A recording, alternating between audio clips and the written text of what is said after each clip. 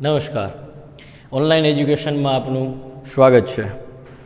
ગયા વખતે આપણે 11મા ધોરણના યુનિટ નંબર 2માં a Palanpur youth revives the humble watch, બરાબર, એટલે કે પ્રણવ મિસ્ત્રીના પોતાના જે સંશોધનો છે એના બારામાં આપણે અભ્યાસ કરતા હતા. તો આ વખતે આપણે એ મશીનની દુનિયા જે છે એ મશીનની દુનિયાનું નિર્માણ કઈ રીતના છે, એ મશીનની દુનિયા કઈ રીતના કાર્યરત છે, એ મશીનની દુનિયા કઈ રીતે આપણને મદદ કરે છે, અને એ મશીનની દુનિયા અંતે શું છે, અથવા તો આપણી ભાષામાં કહેવું હોય તો આપણા માટે હાનિકારક કઈ રીતના છે, આ બધી વાતોનો ખ્યાલ રાખીને રૂડયાર્ડ કિપલિંગ એણે સરસ મજાની એક કાવ્ય રચી છે, the secret of the machines. બરાબર, જોવાનો આપણે પ્રયત્ન કરીએ. We were taken from the orbit in the mine, we were melted in the furnace and the pit, we were cast and wrought and hammered to design, we were cut and failed to tooled and gazetted to fit.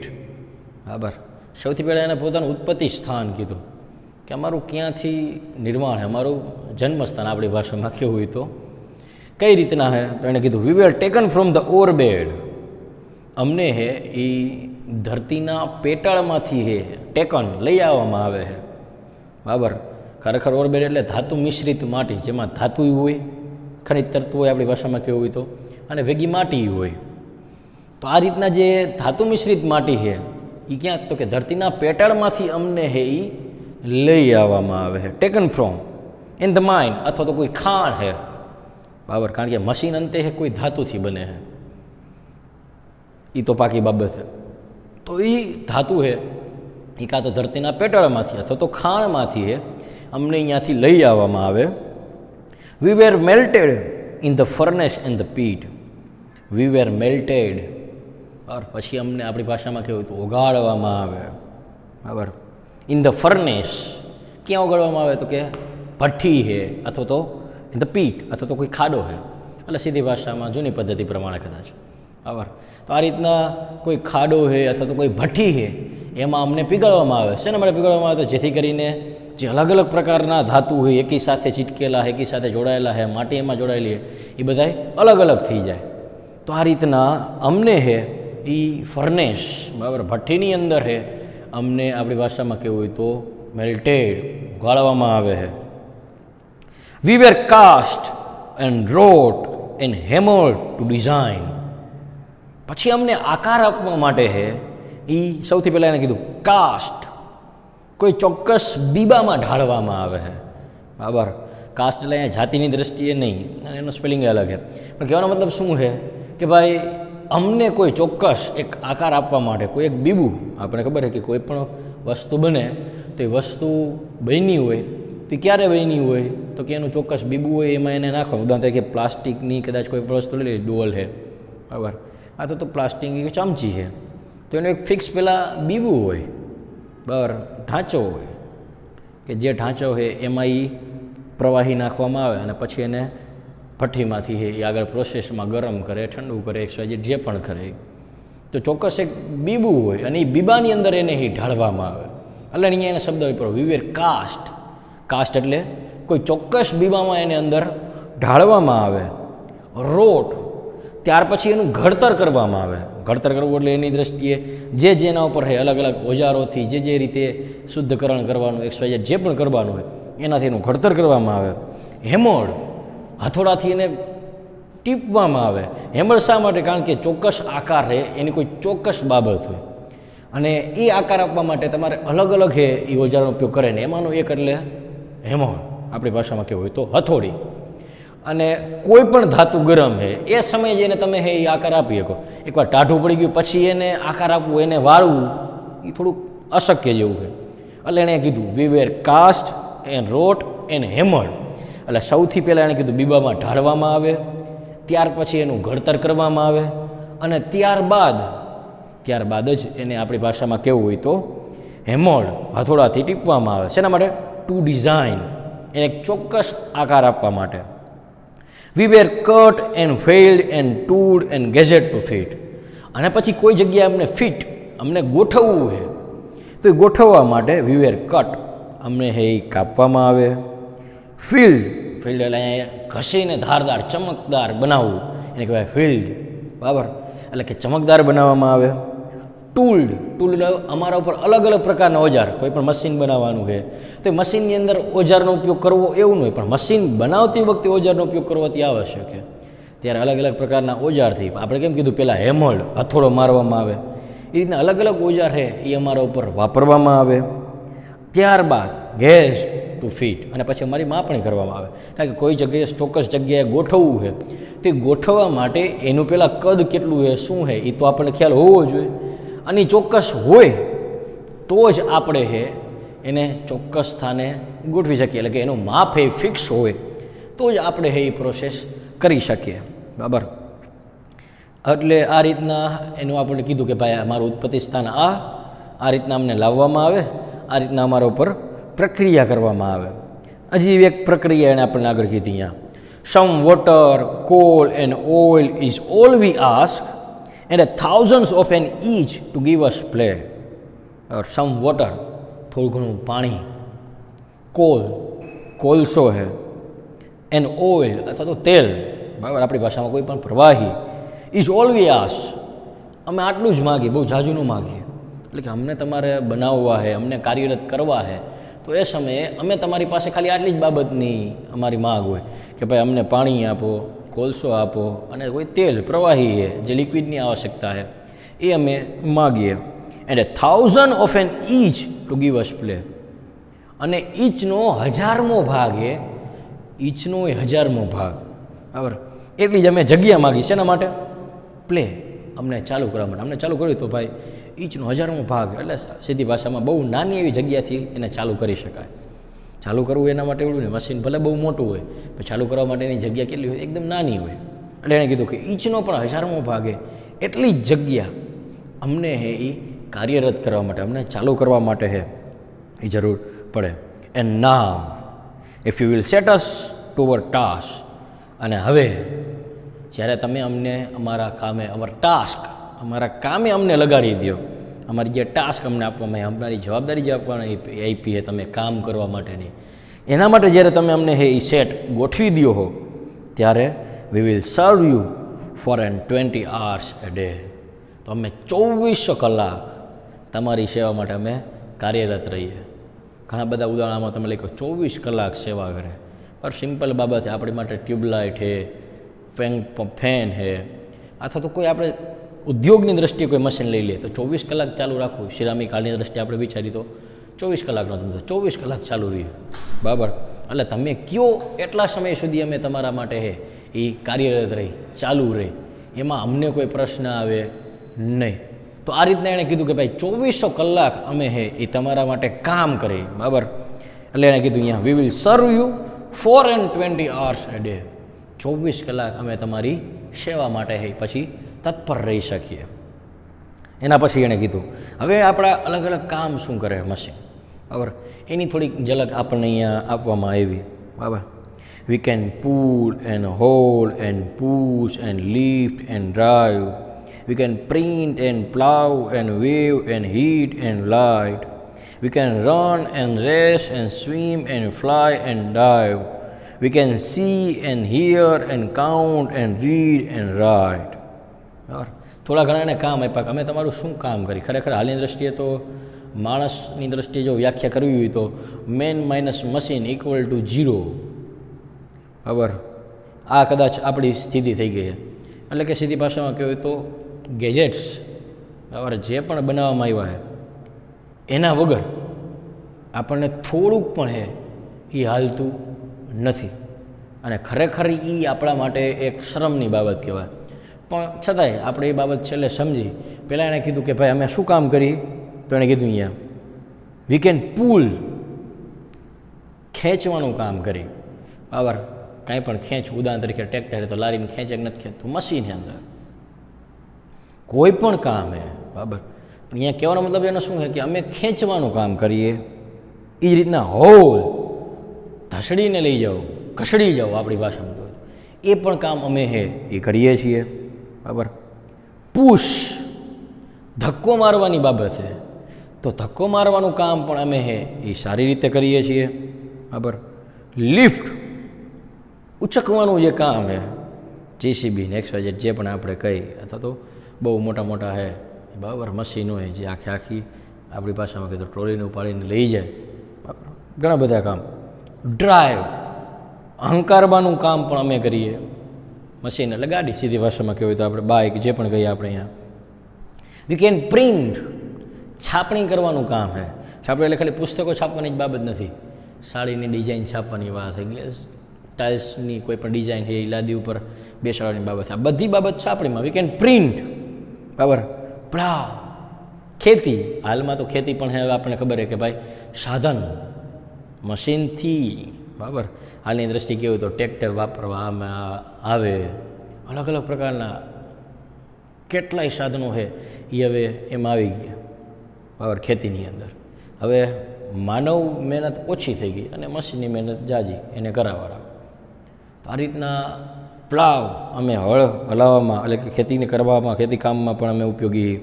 Weave વણવું, સાણી, પહેલાં સાડી છે આપણે ખબર વણકર છે એ જાત મહેનતે હાલતું, પણ હવે તો machine tick tick tick tick tick tick design થઈ જાય, એની રીતે થઈ જાય, ભરાઈ જાય, બધું થઈ જાય, બરાબર.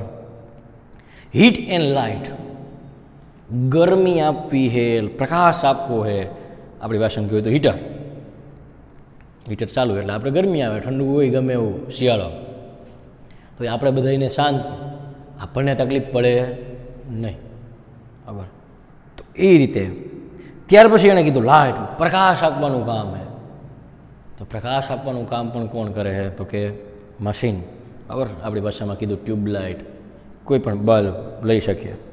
We can run and race, અમે દોડી શકીએ, બાઇક દોડે જ છે ને, આપણે દોડી શાંતિથી આપણે બેઠા આમ ઉપર આમ કરતા આવેલા છે. રન એના કરતાં ઉલટું તો હવે મશીને આવે, મશીને દોડે છે. રેસ સ્પર્ધા લગાવી ગાડીઓની અલગ અલગ, બાઇકની અલગ અલગ, બાઇક રેસિંગ, કાર રેસિંગ આવે છે, બરાબર. રેસ સ્વિમ તરી શકીએ, જહાજ, સ્ટીમર, બરાબર. એ જ રીતના એણે આગળ કીધું અહીંયા ફ્લાય ઉડી શકીએ, એરોપ્લેન, બરાબર. એન્ડ ડાઈવ કૂદકો લગાવી કે પેરાશૂટથી, બધી જગ્યાએ મશીન, બરાબર. We can see and here, અમે જોઈ શકીએ, કેમેરો મારી સામે જ જોવે, બરાબર. સી એ જ રીતના એણે કીધું અહીંયા હિયર સાંભળી પણ શકે, આપણને રેકોર્ડિંગ કરી લે ને આપણું તરત જ, કેમેરા લગાવેલા હે. સી એન્ડ હિયર બંને કામ કરી શકે કેમેરા રે. વી can see and here count ગણના પણ કરી શકે છે, બરાબર. જરૂર નહીં આપણે કેટલું હાયલા, સ્માર્ટ વોચ લઈ લ્યો, લગાવી દો હાથમાં, કાઉન્ટ, બરાબર. રીડ એન્ડ રાઇટ વાંચી પણ શકે, ઓડિયો આપણે સાંભળી, યુટ્યુબમાં આપણે કદાચ એમ સમજી લ્યો કે આપણને વાંચવાનું મજા નથી આવે એમ, અને આપણે ખાલી સાંભળવું હોય પાઠનું, તરત કાનમાં લગાવી દો ભાઈ, કાને રાખો ફોન, સાંભળો શાંતિથી. રાઇટ ટાઈપિંગ કરીએ આપણે, બરાબર. આપણે લખવાની નથી જરૂર, લખી નાખશે કોમ્પ્યુટર જે રહ્યું. એટલે એણે કીધું અહીંયા we can pull and hold and push and lift and drive, we can print and plough and wave and heat and light, we can run and race and swim and fly and dive, we can see and hear and count and read and write. આ એના કામ કીધા આપણને કે આટલું કામ કરે. આટલું કામ એટલે આટલું જ નથી, બાકી ઘણા બધા કામ એ મશીન કરે છે, બરાબર. ગરમી આપવાનું કામ કરે, ઠંડી આપવાનું કામ કરે, એસી ચાલુ હોય આપણે, શું કરે, ઠંડી આપે આપણને. ઘણી બધી રીતે મશીન આપણા માટે મદદરૂપ છે, ઘણા બધા કામમાં. તો એના અલગ અલગ કામ થયા. પણ હવે મહત્વની બાબત એને જે કવિને અહીંયા કેવી છે, રૂડિયાર્ડને, બરાબર, કિપલિંગને, કે બટ રિમેમ્બર પ્લીઝ, પણ મહેરબાની કરીને યાદ રાખજો, બરાબર. The law by which we live, જે સિદ્ધાંતથી અમે બધા એ જીવીએ છીએ, બરાબર, જે સિદ્ધાંતની દ્રષ્ટિએ અમે બધા જીવીએ છીએ, we are not built to comprehend a lie, અમે ખરેખર એ ખોટું, જૂઠું, બરાબર, ખોટું અથવા તો જૂઠું એ સમજી શકવા માટે અમારું નિર્માણ થયું નથી. કોમ્પ્રિહેન્ડ સમજી શકવું, સમજણ હોવી, આવવી, બરાબર. એટલે કે અમને એ સિદ્ધાંતથી બનાવવામાં આવ્યા કે અમને સાચું શું ખોટું શું ખબર નહીં. ઉદાહરણ તરીકે સીધી ભાષામાં બાળકો છે બહારથી રમીને આવ્યા, એકદમ પરસેવાથી રેપજીપે પાણી પી તરત જ પંખા નીચે બેસી જાય, પંખો ચાલુ કરે, પંખો ચાલુ થઈ જાય. પંખાને ન ખબર પડે કે ભાઈ ચાલુ થવાય કે ન થવાય. એને એવું મગજમાં આવે કે ભાઈ અત્યારે એકદમ ગરમીવાળા વાતાવરણમાં આવ્યા તો અચાનક ઠંડીવાળા વાતાવરણમાં ન જવાય, શરીરને હાનિકારક છે. એ પંખાને ખબર પડે, આપણને ખબર પડે. તો એનો ઉપયોગ સમજવાનો કોને થાય? આપણે. એને તો એ સિદ્ધાંત બનાવવામાં આવ્યો કે ભાઈ સ્વિચ ચાલુ થઈ એટલે એને ચાલુ થઈ જવાનું.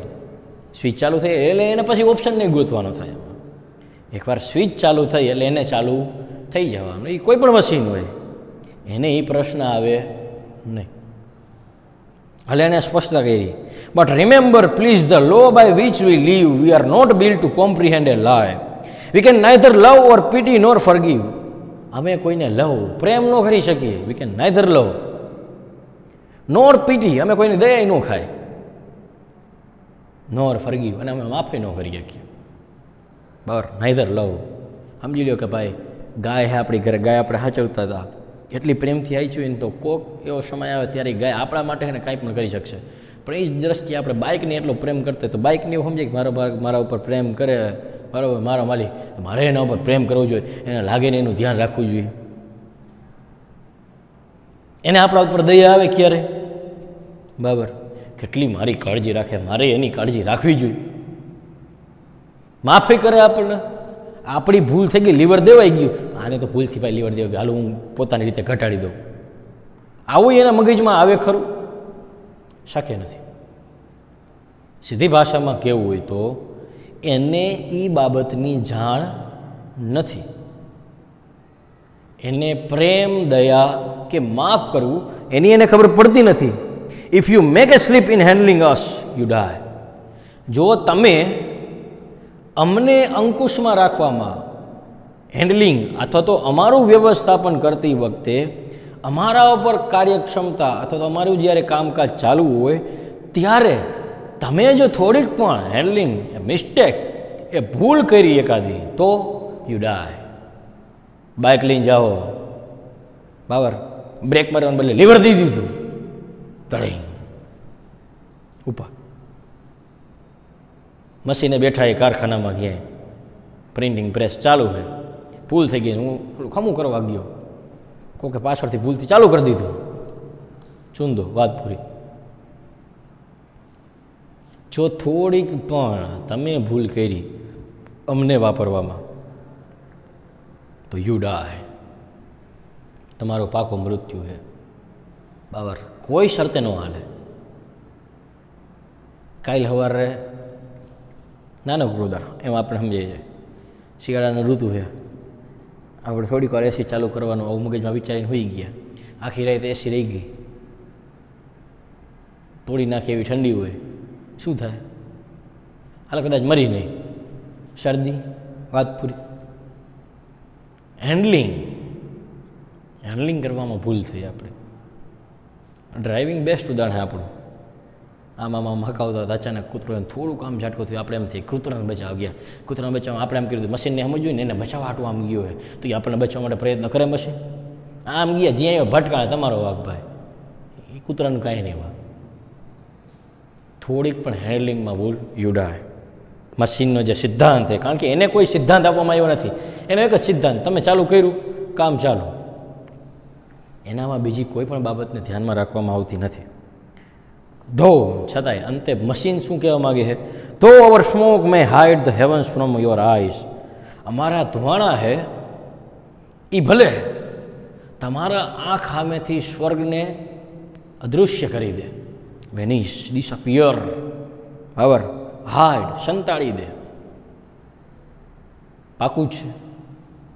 જેટલા મશીનનો ઉપયોગ વધારે એટલો ધુવાણો વધારે, જેટલો ધુવાણો વધારે એટલી આપણને નુકસાની વધારે. અને કર્મના સિદ્ધાંત પ્રમાણે ધુવાણા કાઢવાવાળા આપણા તો સ્વર્ગના દ્વાર આપણા, આવો આપણે ન બોલી શકીએ, એ આપણે ન કહી શકીએ. સીધી ભાષામાં જે સમજવાની બાબત છે એણે એ જ કીધું અહીંયા, though our smoke may hide the heavens from your eyes. તમારી આંખોમાંથી એ ભલે તમારી આંખો સામેથી સ્વર્ગને હે એ શું કરે છે અહીંયા? તેણે કીધું અહીંયા હાઈટ સંતાડી દે. It will vanish and the stars will shine again. પણ એ પણ એકવાર ધોવાઈ જશે, ધુમાડા અહીંયાથી નીકળી જશે. And the stars will shine again, અને ફરી પાછા તારાઓ ચમકશે. Because for all our power and weight and size, કારણ કે અમારી જે પણ શક્તિ છે, જે પણ અમારું વજન છે, જે પણ અમારું કદ છે, જે પણ તમારી સામે અત્યારે પ્રસ્તુતમાં મોટા સ્વરૂપમાં હોય તો ભલે, નાના સ્વરૂપમાં હોય તો ભલે, જે પણ રીતે અમારું છે એ પ્રસ્તુત તમારી સામે છે. We are nothing more than children of your brain. અમે કાંઈ જ નથી સિવાય કે તમારા મન, તમારી બુદ્ધિ છે એના બાળક. મારો જો કે હાલની દ્રષ્ટિએ થોડુંક કિપલિંગને કદાચ ખબર ન હોય, આપણે એમ કહીએ કે ભાઈ હાલમાં તો છોકરું છે એ એના બાપનું માનતું નથી, અને વાસ્તવિકતા કદાચ હાલની દ્રષ્ટિએ મશીનની પણ આવી છે ને. બરાબર, આપણે વિચારવા જઈએ તો આપણે મશીનના ગુલામ થઈ ગયા એવું આપણને દેખાય. નાની નાની વાતમાં આપણે મશીન, હાથ મહેનત નથી જોતી આપણને. પત્ર વ્યવહાર હાલતા હતા, બંધ ભાઈ, મેસેજ ટાઈપિંગ ધડબડાટી ધડ. બરાબર, એક ઘરેથી બીજે ઘરે જવું છે આપણે, 5 મિનિટનો રસ્તો હાલીને જઈતો હોય, પણ ગુલામ આપણે મશીનના. આ બાઇક લીધું, હાલો. જેને આપણે છટકબારી માટે શું કહી, સમય બચાવવાનું કામ. સમય બચાવવાનું કામ એ એક આખી અલગ બાબત છે, અને આ બાબત એ હાવ અલગ છે. આ આપણે બહાના કાઢી એ પાકું છે એમાં, પણ વાત આખી અલગ છે. બરાબર, એટલે કહેવાનો મતલબ શું છે અહીંયા? વી આર નથિંગ. મશીન ચોખ્ખું કે અમે કાંઈ નથી તમારા મગજની, તમારી મન બુદ્ધિ એના બાળક સિવાય. પણ આપણે એને અત્યારે એવડો મોટો દરજ્જો આપી દીધો કે આપણે એના ગુલામી, નાની નાની નાની નાની નાની બાબતમાં ગુલામ. કેટલા ગુલામ તો એની કોઈ માપ દંડ જ નહીં. સવારમાં ઉઠીને તરત મશીન સામે, એના વગર આપણને હાલતું નથી. ખબર, માણસને કદાચ હાલની દ્રષ્ટિએ ટીવી મોબાઈલ છીનવી લેવામાં આવે અમુક પાસેથી તો ગાંડા થઈ જાય એમ માણા. નવી પેઢીમાં તો ખાસ, જૂની પેઢી તો હજી નમસ્કાર રે કે હજી કદાચ વાંધો ન આવે અમને, પણ નવી પેઢી પૂરું. અને એ મશીન એમ પોતે કહે કે ભાઈ અમે તમારા મગજના બાળક સિવાય કાંઈ નથી.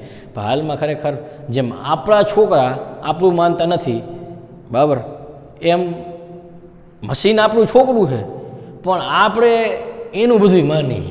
કેમ આપણે અત્યારે આપણા છોકરાનું જ માની બધું. ના ના, એણે કીધું એટલે બરાબર, એ કેમ જ કરવાનું થાય ભાઈ, એ ન હાલે. બરાબર, ના એણે કીધું એટલે સાચું જોઈએ, એ વાંખ એને સામેવાળાને જોઈએ, આપણો છોકરો દૂધે નહેલો જોઈએ બધી. આ રીતના મશીને કીધું બરાબર, મશીન કરે એટલે ખોટી ભૂલ હોય જ નહીં કોઈ દી. આ રીતના આપણી વિચારસરણી છે મગજમાં બેહી ગઈ છે. અને મશીન પોતે એમ કહે કે ભાઈ અમે તમારા બુદ્ધિના બાળક સિવાય, બરાબર, બ્રેઇન, મગજ, તમારી બુદ્ધિ એના બાળક સિવાય અમે કાંઈ નથી એનાથી વિશેષ.